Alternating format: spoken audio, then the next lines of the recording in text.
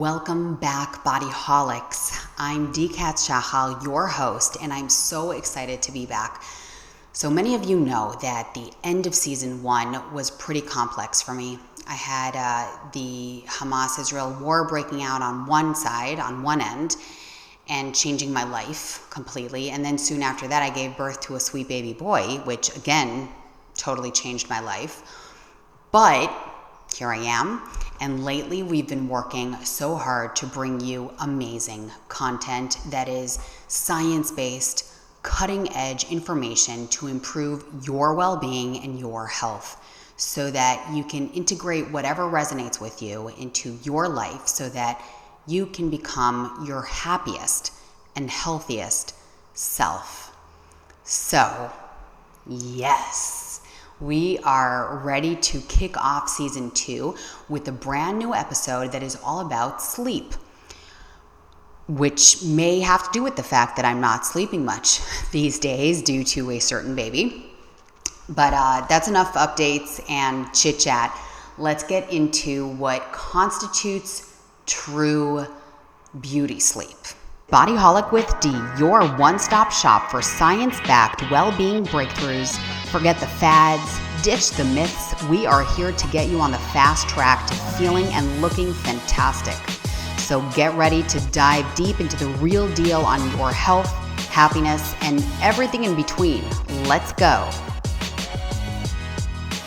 Okay, so this is not your typical how to get a good night's rest kind of deal. The kind of deal, episode, session, article that you can really learn about everywhere and anywhere. No. Today we are diving into some fascinating new research that explores the link between your bedtime and your mental health. Because I think this is the topic that really we should use to kick off season 2. Because when it comes to well-being, it is honestly becoming abundantly clear due to research and studies that sleep is the top dog of health. So listen up because this might surprise you.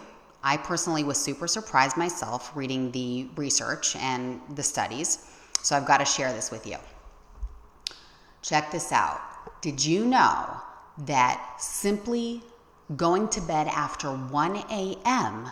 could put you at a higher risk of developing mental health problems? So, a recent study from Imperial College London found exactly that.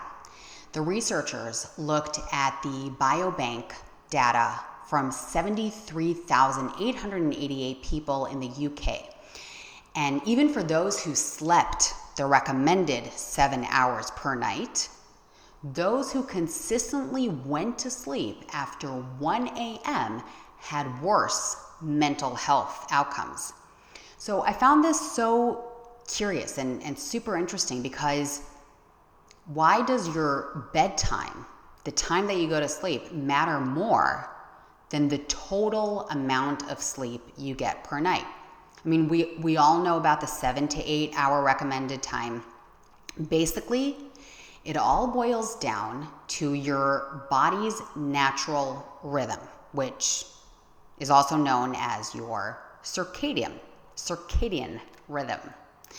When you stay up late, you disrupt this internal clock, making it harder to fall asleep, to stay asleep, and get the kind of deep, restorative sleep that your brain needs so much, it basically just craves it.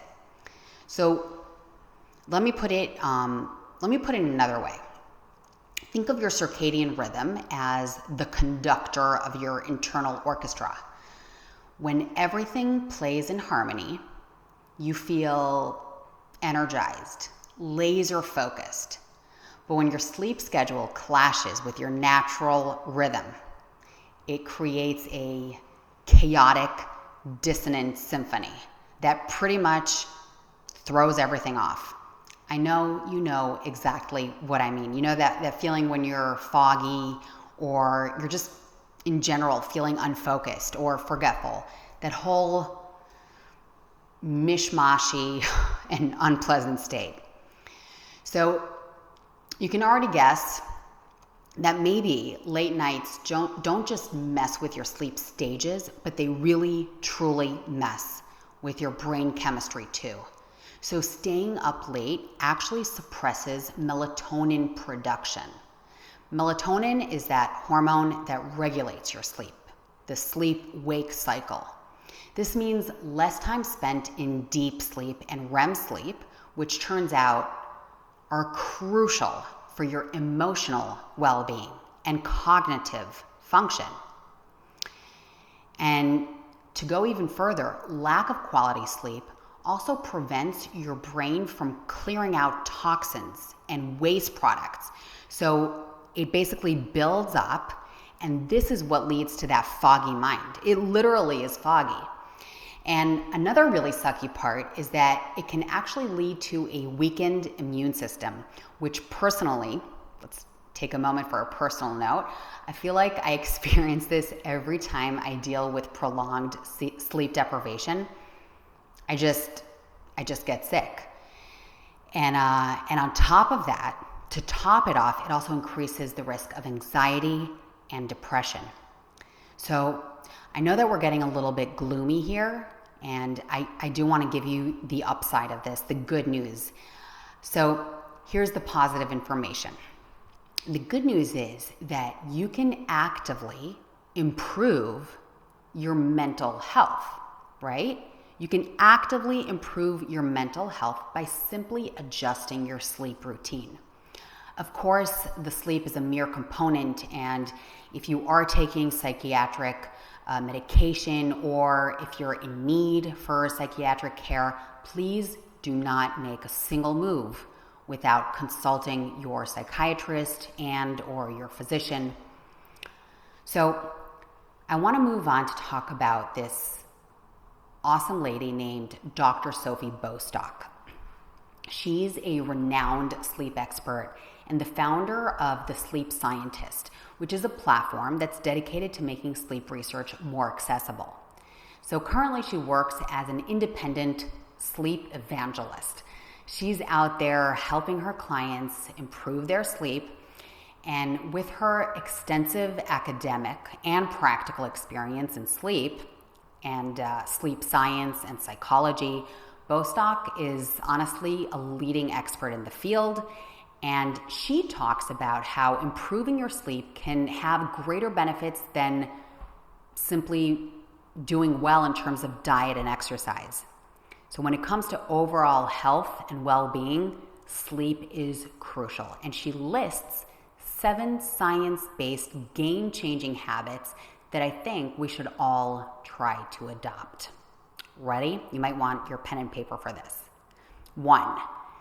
Consistency is key. We want to aim for a regular sleep schedule, going to bed and waking up around the same time each day, even on the weekends. And this really, really helps regulate your circadian rhythm. I have been practicing this for maybe 18 years or more, and it's a game changer.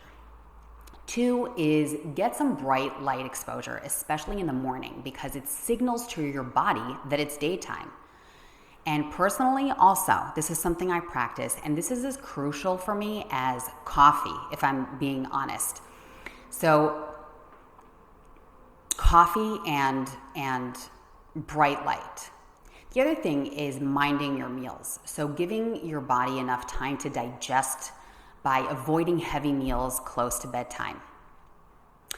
Then let's talk about embracing that sunshine. So even night owls can benefit from waking up with sunrise. And this really ties back to the bright light exposure. So waking up with sunrise, it also signals to your body that it's daytime.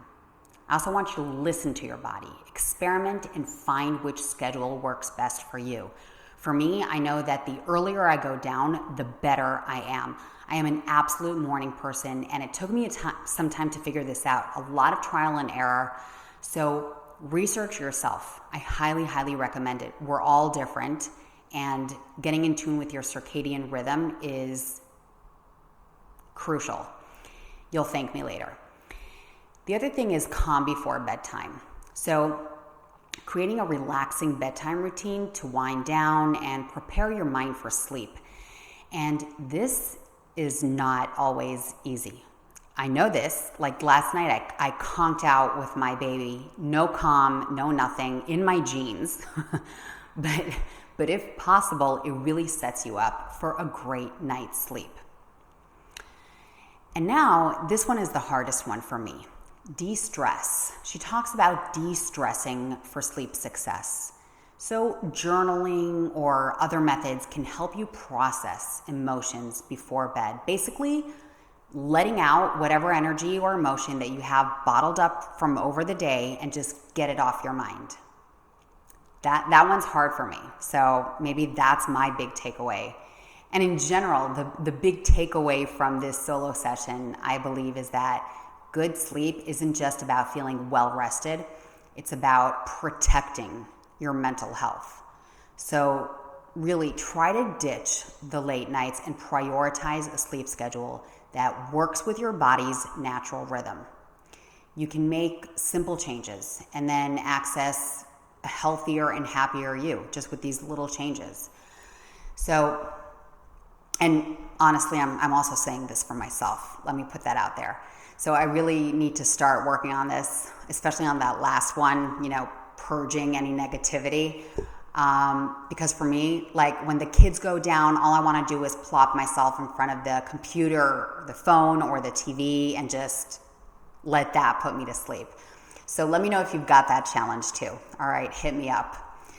Thank you so much for joining me on this first episode of season 2, you guys. If you have any questions or sleep struggles that you'd like to share, please leave a comment on the YouTube or on the Bodyholic Instagram, or in general, if you feel like you want to reach out on social media and just chat away and make requests, please do so. We have so much information coming your way this season. Incredibly worthy guests. Very hot health and well-being topics. So please subscribe and please share, because it'll be such a value-filled journey. And I'm so excited to do it together with you. I'll see you next week.